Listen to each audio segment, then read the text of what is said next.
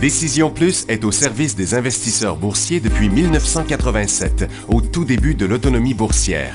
Notre logiciel de graphique Market Vision Plus et notre logiciel de code dynamique Trader Plus en ont fait sa renommée. Nous sommes encore ici parce que nous évoluons sans cesse et que nous servons bien nos clients. Découvrez nos produits et services spécialement conçus pour l'investisseur actif et autonome dans la boutique Décision Plus. Le logiciel de graphique Market Vision Plus est en français. C'est le logiciel le plus utilisé par les investisseurs de chez nous. C'est lui que vous voyez dans le feu de l'action. Trouvez, classez et analysez plus facilement avec cet outil sans pareil pour suivre la bourse et prendre les meilleures décisions. Gardez vos titres à l'œil avec Market Vision Plus. Consultez la boutique Décision Plus pour en faire l'essai pendant 10 jours sans aucun frais, c'est garanti. Laissez-nous vous guider pour analyser la bourse et prendre vos décisions. Les analystes de Guru.tv feront tout le travail pour vous. De minute en minute, nous classons les titres selon leur situation technique. Nous révélons les signaux d'achat et de vente. Nous publions des recherches poussées et nous prodiguons des conseils en temps réel. Ça commence avant l'ouverture et ça se poursuit jusqu'à la fermeture des bourses. Profitez de chaque cycle boursier avec Guru.tv. Trader Plus, l'instrument du day trader. 50 cotes qui clignotent en même temps. Autant de listes que vous voulez. Graphiques à la seconde. De 3 à 30 graphiques. Des alarmes à volonté. Des listes de cotes préparées. Des modèles graphiques préparés. Prêts à faire feu. Achetez, vendez avec Trader Plus.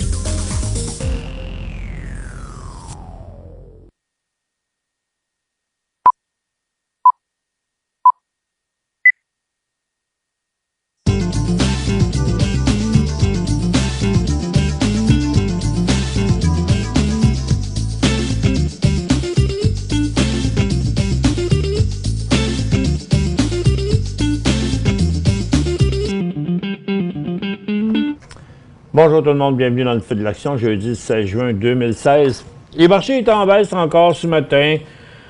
Oh, c'est toujours à cause des mêmes raisons. Le Brexit, là, où les Anglais vont être appelés à voter, à savoir est-ce qu'ils vont rester dans l'Union européenne ou pas. Hier, la Fed a gardé son taux de directeur inchangé. La Banque d'Angleterre, la Banque nationale suisse ont fait la même chose.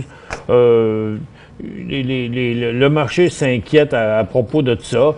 Ça a beaucoup chuté du côté du Nikkei la nuit passée, 3,05 %, le Hang Seng 2 %. Tous les indices s'en vont en direction de leur support, continuent à chuter même en situation survendue. Et le marché américain, lui, chutait plus ce matin. Maintenant, c'est quand ça a commencé à changer de bord.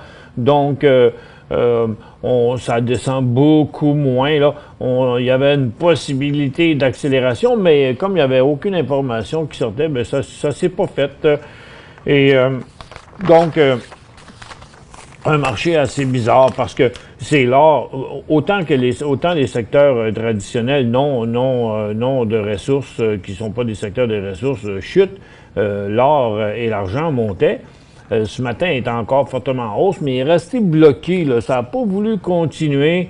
Autant que le marché refuse de se corriger, en tout cas sur le marché américain, là, ce ne sont pas des cotes aussi fortes qu'on a vu avant, aussi claires et nettes. Là. Donc, il y a eu quand même un bon rebond aujourd'hui, mais je dirais que ça a quand même la possibilité que les indices retournent sur leur support du mois de mai est quand même très bonne. Sur le Dow Jones, on est quasiment rendu. Et sur le SPTT, il y a encore de la place quand même. 13 860 à 500. Il y a encore 300 points de possible jusqu'au support. Bien, c'est ça qui est le marché aujourd'hui. Là, ça a été à la baisse une bonne partie, après ça à la hausse. Là, ça semble s'estomper. C'est up and down. Il y a beaucoup de day trading, de trading institutionnel là, qui se fait là-dedans. Mais en gros, on reste encore une fois dans des cycles baissiers. Puis je pense que le marché est trop essoufflé, là. Et tant que ça, vous savez, pour le moment, ça chutait encore ce matin à poursuivre le mouvement qu'on avait en Asie et en Europe. Et puis, sans aucune raison, comme ça, le marché revire de bord. Donc, ça reste un marché de trading, mais en swing trading, ça reste baissier. En day trading, ça vire de bord dans le temps de le dire. C'est d'ailleurs ce qui est arrivé ce matin. Et puis, comme on revoit maintenant, beaucoup de secteurs ont commencé à faire un rebond. Les industriels, par contre, eux autres, demeurent très faibles. Le mouvement qui a été plus surprenant que les autres, c'était les services financiers, parce que sur les autres marchés, c'est les services financiers qui chutaient quand même assez fort. Il n'y a pas beaucoup d'informations aujourd'hui dans les nouvelles. Il y a quelques résultats financiers, là, ctrip.com, de moins 6 à plus 9, mais ça n'a même pas d'effet sur le titre. Jabal Circuit de plus 15 à plus 17, mais le titre n'a pas bougé non plus. Rite Aid, plus 4 cents à plus 1 cent, le titre se corrige. Merck, il y a un de leurs médicaments qui ont obtenu des résultats positifs. Et Cavium Network, c'est parce qu'ils sortent de l'argent pour acheter une compagnie. En réalité, il n'y a pas tant que ça de vagues de vendeurs, là. Mais l'inflation aux États-Unis, avant, il y avait 0,4, ils attendaient 0,3, ils ont eu 0,2. Sur le marché canadien, Petrolia continue pour une deuxième journée parce que le gouvernement a donné son approbation pour le forage de 3 puits. Puis ils leur permettent aussi de continuer la campagne d'exploration du sous-sol de l'île. Et c'est pour ça que Petrolia a monté de même. L'avion C-Series a reçu une validation de l'Agence européenne de sécurité aérienne et la Federal Administration Aviation. Mais Bombardier qui reste dans sa formation neutre. Bon, ça fait un bon bout de temps, là. Ça va faire 1 mois et demi là, qu'il ne s'est rien passé là, sur Bombardier. Et puis, Alimentation Couche-Tard, bon, il y a de la surenchère. En fait, c'est la compagnie CST, là, CST Brand, symbole CST sur New York, et qu'il serait 2 à 3 compagnies à vouloir acheter la compagnie CST Brand qui possède une chaîne de dépanneurs, des dépanneurs du coin au Québec. Puis ce serait pour ça en fait, probablement ici ça montait parce que ils croyaient qu'ils étaient pour l'acheter, puis ici ça descend parce qu'il y a des gens, parce qu'ils sont pas tout seuls à vouloir l'acheter. Mais je pense que Couche-Tard est arrivé quand même à un support et au cours des prochaines semaines, il y a quand même une possibilité de rebond ici, là. C'est une tendance neutre pour l'instant. Ça bouge quand même de 53 à 58. Là. Il y a 10 de swing dans ça. C'est tout ce qu'on avait. Pour ce qui est des nouvelles, Nasdaq, maintenant, tiens, on y va comme ça. Nasdaq demeure quand même avec une bonne baisse pour la journée à 0,75 moins 35 points. Sur le Dow Jones, c'est moins 70 et Toronto, moins 60 environ. Donc, ça reste un marché en correction. Du côté de l'énergie, par contre, USO là, est de toute évidence en baisse en direction de son support précédent.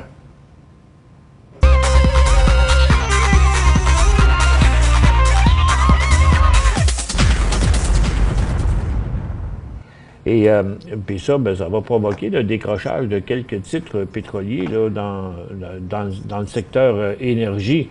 Donc, on va mettre ça avec un peu moins de données ici. Donc, un support quand même important qui a été franchi et ça s'en va là, présentement au prochain support. Le gaz, lui, est stable, tandis que les pétrolières suivent le mouvement du pétrole. C'est pas la longue tendance qui est inversée. En fait, on est plus dans un cycle baissier à l'intérieur d'une tendance neutre, là, pour ce qui est du pétrole. Mais il y a beaucoup de titres qui étaient placés sur des supports Et puis là, à très court terme, ben, on obtient des élans baissiers, là, des vagues d'acheteurs qui franchissent des supports et qui inversent la tendance haussière à court terme. Pas seul à long terme, comme on le voit ici, mais à très court terme. Donc, il y aurait Peyto, là. Et puis, il y en a beaucoup d'autres qui pourraient briser des supports là, dans les prochains jours. Birchcliff, Pengrowth, parce que la plupart des titres sont accotés comme ça sur des supports. Paramount a un swing possible, mais comme beaucoup d'autres titres, ils sont tellement, regardez, Whitecap, Trinidad, bon, Verizon lui remonte un peu, il est quand même assez solide, pas trop menaçant pour l'instant de briser son support, mais il y a Crescent Point aussi qui a décroché là ce matin. En Cana, au pire de ce matin, là, il commençait une vague de vendeurs. Là. Il a subi une vague de vendeurs. Tourmaline aussi. Regardez, les volumes sont quand même assez élevés pour cette heure-ci sur le mouvement à la baisse là, des pétrolières. Donc, pour l'instant, là, je dirais qu'il faut vraiment éviter les pétrolières parce qu'il y a trop de risques que de glissade là, du pétrole pour le moment. Du côté de l'or, ben, l'or était encore une fois en hausse fortement ce matin. Mais après avoir plafonné, là, on est redescendu maintenant. Le secteur subit des prises de profit. On avait beaucoup de titres intéressants ce matin, mais après l'ouverture, je disais, lorsqu'il y aura un deuxième mouvement, mais il n'y a jamais eu de deuxième mouvement à la hausse. Et depuis ce temps-là, c'est un peu sur tous les titres qu'il y a des prises de profit. Dr. Gold, lui, a progressé encore un petit peu plus. Donc, il y a certains titres un peu plus forts que les autres, mais c'est pas le cas de tous les titres. Comme Goldcorp, lui, est toujours redescendu ce matin. Yamana aussi, la même chose. Donc, on n'a pas, ce ne sont pas des signaux sans équivoque là, pour le moment. Donc, je dirais que c'est positif. On garde les titres aurifères. De là à les augmenter, je trouve ça un peu bizarre que habituellement, dans des poussées de l'or, les titres aurifères sont plus forts que l'or. Puis là, ben, c'est l'or qui monte beaucoup, puis les titres qui suivent pas la cadence, là. Ce sont quand même de beaux mouvements, mais je trouve pas que les signaux sont très beaux et très clairs. C'est des mouvements d'ouverture qui donnent pas suite, là. Agnico et Gold fait la même chose ici, là. Donc, ça m'inquiète un peu de voir que les titres pourraient repartir à la baisse encore en après-midi. Donc, je dirais que c'est à conserver plus qu'à acheter. Du côté des mines, c'est de la correction aussi. On va encore une fois menacer un support, donc l'inversement de la tendance. Donc, restons prudents, n'augmentons pas les positions du côté minier. Et puis, dans beaucoup de secteurs, consommation discrétionnaire, on aura fait l'aller-retour et on va encore venir tester le support des derniers mois, là. Et sur les télécoms, ça demeure en correction aussi. Les services financiers ont commencé à rebondir après avoir presque touché le support. Donc, je pense pas là, que ça va décrocher rapidement. Ça devrait venir se stabiliser au niveau actuel. Et parce que c'est le 23 hein, que le référendum va avoir lieu, là, que le vote va avoir lieu à Londres sur le Brexit, là, et sur la possibilité que l'Angleterre quitte l'Union européenne. Ça fait que ça va brasser pas mal. C'est le 23, les marchés américains sont ouverts le 24, et chez Décision Plus aussi, on est ouvert le 24 parce que on préfère, parce que les marchés sont ouverts, puis parce que c'est un cas particulier avec ce qui va se passer là à Londres. Donc, et on échange un congé ici pour celui de la fête de la famille qui a lieu au mois d'août en Ontario, là où la bourse de Toronto est fermée. Ça fait que, donc, comme il y a juste le marché canadien qui est fermé le 24, nous, on va être là le 24 aussi, le 23 et le 24. Et le secteur industriel, vous voyez, là, ça menace bien gros le support. Et ben, la plupart des titres sont menaçants. Il y a même CNR qui a traversé son support ce matin. Il y a Canadien Pacifique qui vient de débuter un autre cycle baissier en situation survendue.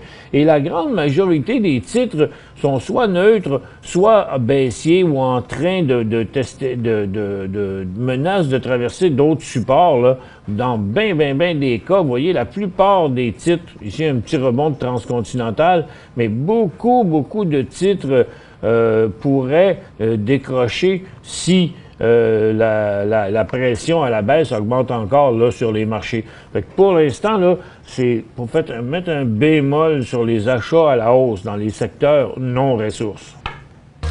Pour joindre Michel Carignan et son équipe par courriel, écrivez à michelcarignan@decisionplus.com. 5 bonnes raisons de gérer vos investissements avec Banque Nationale Courtage Direct. Des frais de commission fixes à 9,95 en tout temps pour tous les clients et à partir de seulement 6,95 si vous êtes un investisseur actif. Aucun frais d'administration annuel si vous détenez plus de 20 000 $ dans vos comptes. La possibilité d'ouvrir des comptes enregistrés en devise américaine. Des outils performants afin de faciliter vos prises de décision. Un service à la clientèle primé et un niveau de satisfaction parmi les plus élevés de l'industrie. Pour en savoir plus, visitez le bncd.ca ou appelez-nous dès maintenant. Décision Plus est au service des investisseurs boursiers depuis 1987, au tout début de l'autonomie boursière. Notre logiciel de graphique Market Vision Plus et notre logiciel de code dynamique Trader Plus en ont fait sa renommée. Nous sommes encore ici parce que nous évoluons sans cesse et que nous servons bien nos clients. Découvrez nos produits et services spécialement conçus pour l'investisseur actif et autonome dans la boutique Décision Plus.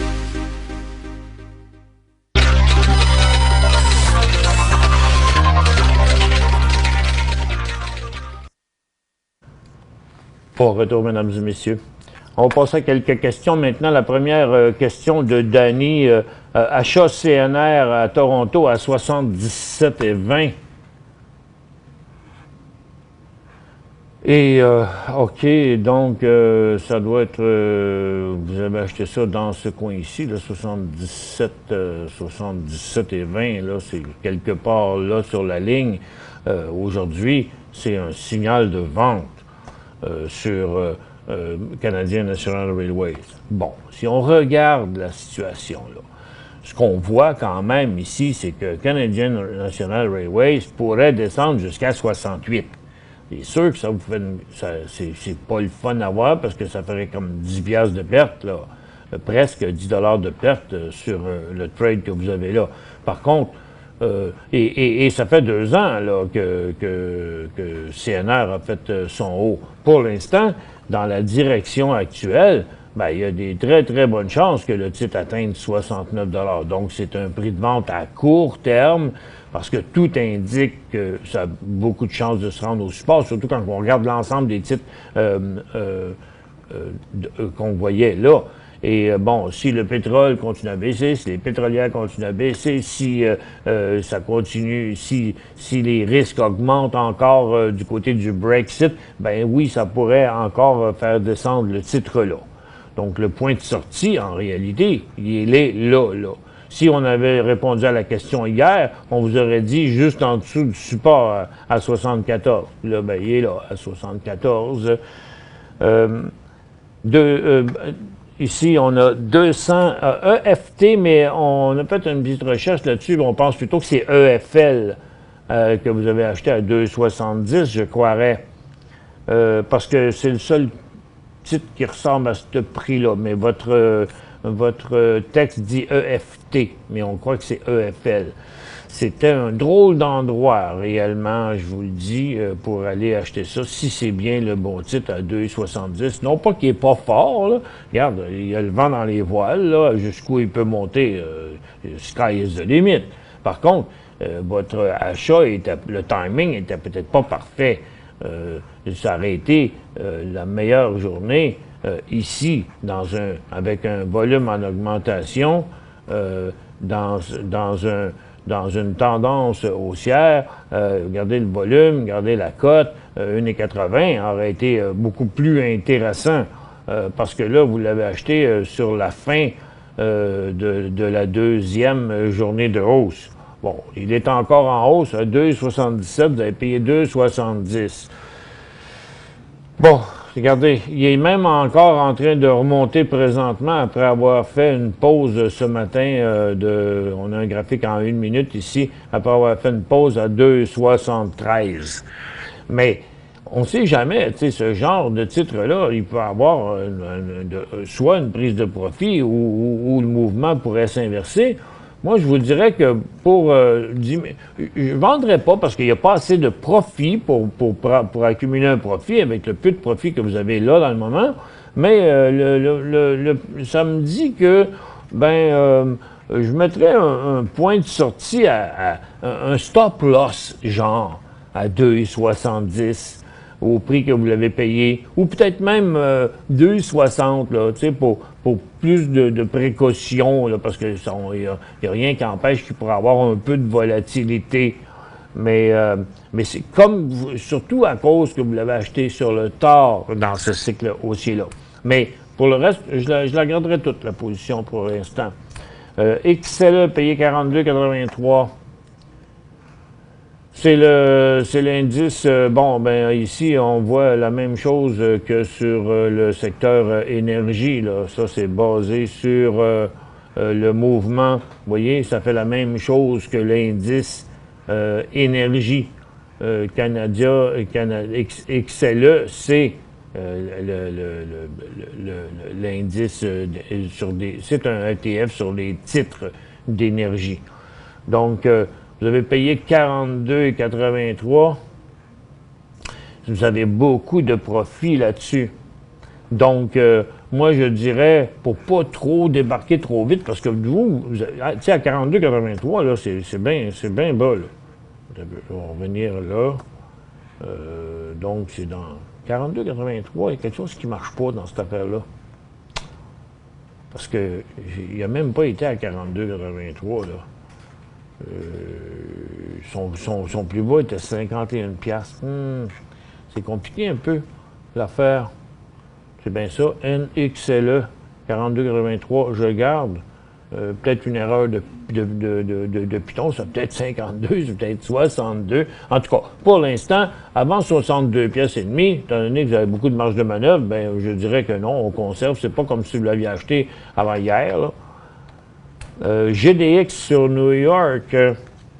GDX sur New York, c'est le Market Vector Gold Miner. Donc, il fait à peu près sensiblement ce que les titres aurifères font. Vous l'avez acheté à 25,60, il vaut 26,63. Ce matin, il valait 27. Et donc, vous avez dit 25,60. Vous avez une pièce de profit là-dessus, qui est complètement en dessous du graphique. Je vais mettre ça en 2 minutes pour voir exactement si c'est bien ça hier. 25,63, oui, c'est ça, 25,60, oui, c'est très plausible que vous avez acheté ça là hier. Et là, pour l'instant, vous voyez, on serait toujours dans une tendance haussière.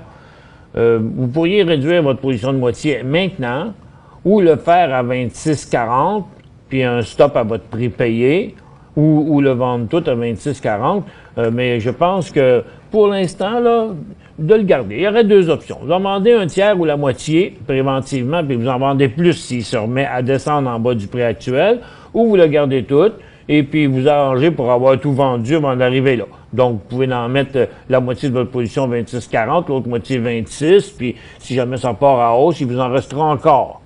Achat WDO. Toronto. WDO. Oh, West Dome Gold Mine a fait un beau mouvement hier au-dessus d'une résistance importante. Vous l'avez acheté ce matin à 1,90. On vous répond à ça après la pause.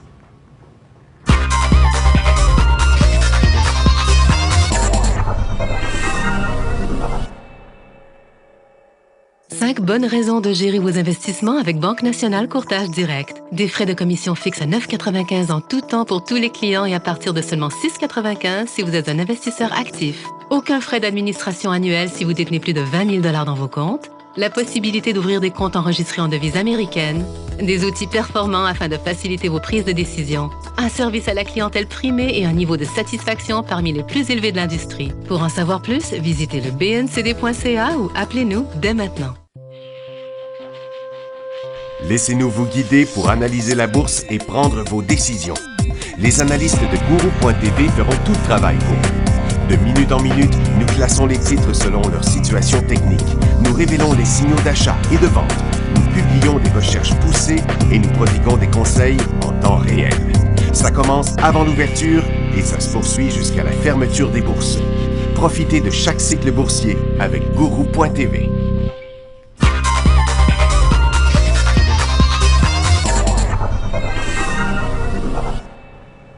Bon, ben je reviens sur la question de Bernard. C'est XEL, le symbole XEL Énergie à 42,83. Bon, là, ça a plus d'allure à ce niveau-là. Ben, pour l'instant, il est très bon. En fait, c'est un titre de service aux collectivités que ça m'indique ici. Là, je ne sais pas exactement qu'est-ce que c'est la compagnie. Mais de toute évidence, il y a un support très solide avec un marché qui est en correction dans la majorité des secteurs. Je trouve qu'il se comporte quand même très bien. Vous êtes à 42,83, donc vous l'avez acheté quelque part ici dans les derniers jours, probablement là quand il a décollé.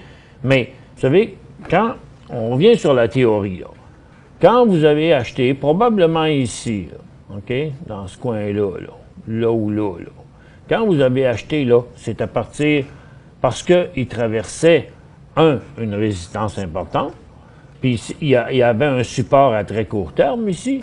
Donc, le point de vente devient ici. OK? Donc, regardez, si vous vendiez là hier, bien là, il était là aujourd'hui, fait qu'il n'y aurait plus une perte pour rien, trop grosse. Je dirais qu'au mieux ou au pire, dépendamment, là, le point de sortie était 41,5. Vous avez payé 42,83. À cause du support que le titre fait au cours des derniers jours, tiens, on va regarder ça sur un graphique en 15 minutes, on devrait le voir encore même plus précisément. Donc, à 40, ce support-là, le titre deviendrait inquiétant que lorsqu'il aura passé à 42. Donc, vous avez comme 80 cents de risque à peu près. Je pense qu'il n'y a pas beaucoup de chance qu'il y a là. Il a l'air assez solide, le titre. Puis même qu'il y aurait un nouveau signal d'achat à 43 $. Fait qu'entre les deux, je pense qu'il n'y a pas de trade à faire parce qu'il faut attendre. Le signal a été ici et ici, et pour l'instant, il n'y a rien d'inversé dans ce signal-là. Le titre demeure toujours solide, en plus, malgré une journée de correction. Fait que je le garderai. GDX, je reviens sur ça, on avait commencé, pas GDX, mais WDO. WDO ce matin à 1,90. Ça, c'était ici.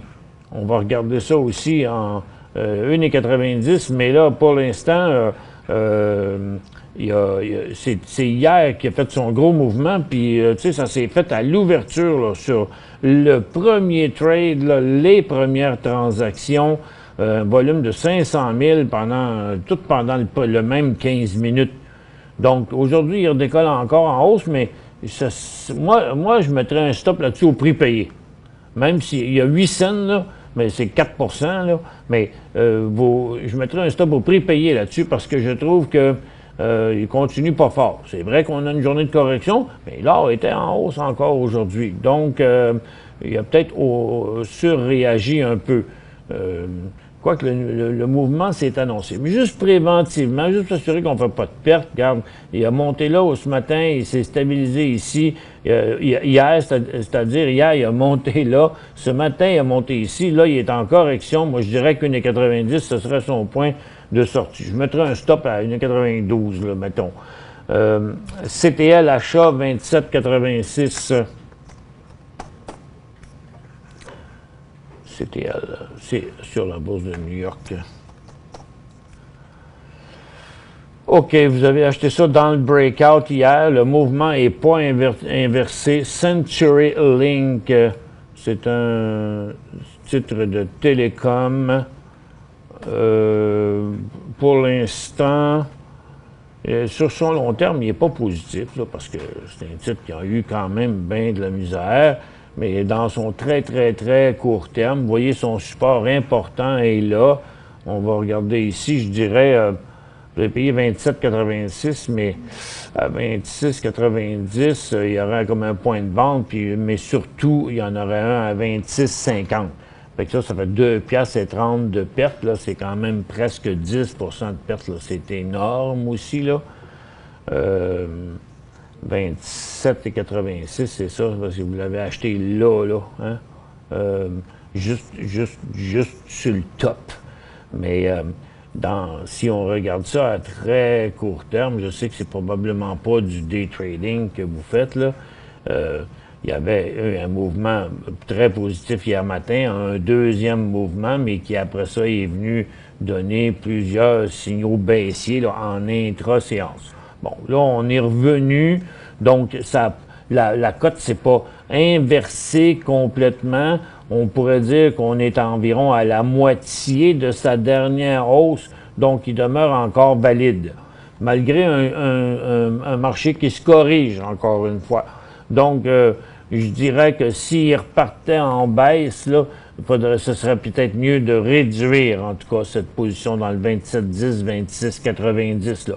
Mais on dirait que tu sais, le volume n'a pas vraiment augmenté, là, même s'il y en a un ici, un volume, là, ça s'est pas passé sur une grosse cote, ça peut avoir un gros bloc de mêlé là-dedans. Il n'y a pas vraiment eu de gros volume à la baisse sur le titre, puis je le trouve pas si inquiétant. Je voudrais qu'il repart à la baisse un peu, de réduire la position. Hey, vous avez acheté HOU à 10,65, le prochain HOU. Mais là, il descend, puis il est rendu en tendance baissière à HOU.